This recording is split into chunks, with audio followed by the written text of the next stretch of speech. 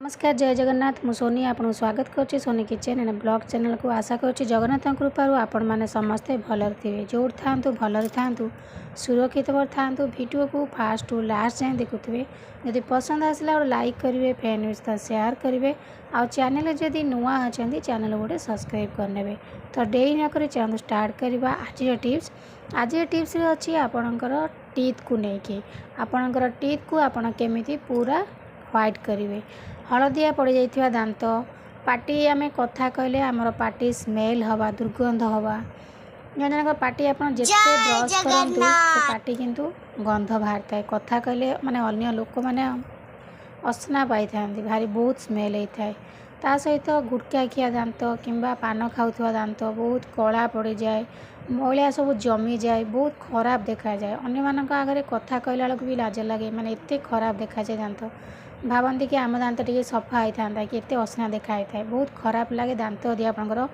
कला पड़ो हलदिया पड़ो ता सहित पोक खाइब तो चलतु आम केमी घर उपाय दांत को पूरा सफा कर सबूक जिनस आप घर आराम से पाइबे।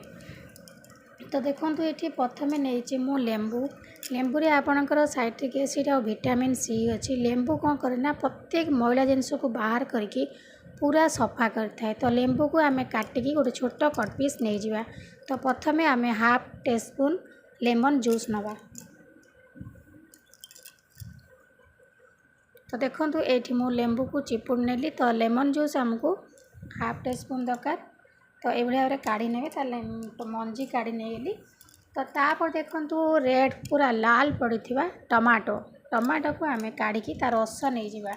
आपन ताकू ग्रेटर साहाय्य करें ना गोटे छणा जाली साहाय्य स्टेनर साहाय्य चिपुड़ी पारे एमती कणा करके चिपुड़ी ने देखिए बिल्कुल ता मंजी आसबनी टमाटर जूसटा बाहरी आसो।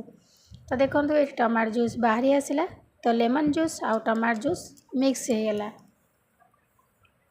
तो तापर देखो ये आम नहीं कोलगेट पेस्ट आपण दांत को सफा करने बहुत साहाय्य करता है। कोलगेट पेस्ट आप दांत जिते सुंदर भाव सफा हे अलग कौन पेस्ट आप दांत से सफा हेनी। तो से ये आप आप्लाय करेंगे कोलगेट पेस्ट कहीं कोलगेट पेस्ट आपणकर सब प्रकार मैला को दांत बाहर करदेव आपण दांत को पूरा सफा रखिब। कला पड़ जाता दांत हलदिया पड़ जाता दांत सब प्रकार दांतर प्रोब्लेम को ये दूर कर। ये आम जो लेमन जूस टमाटो जूस सब नहीं आपणकर पार्टीर स्मेल जो दुर्गंध दूर कर।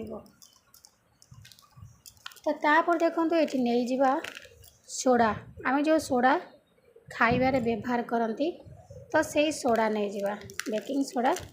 तो सोडा कौन करता है ना आपणकर दांत को सफा करने हेल्प करता है। तो देखो ये मुझे नहीं खाइबा सोडा तो पकईदेवर लेमन जूस रे खाइबा सोडा केमती फेण हो देखी पारे।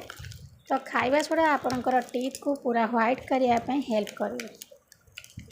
तो ये चार्टा जाक जिनस नेले आम दांत पूरा रामबाण भाई कम कर कौन दांत हलदिया हो कि कला पड़ता दांत को पूरा क्लीन कर।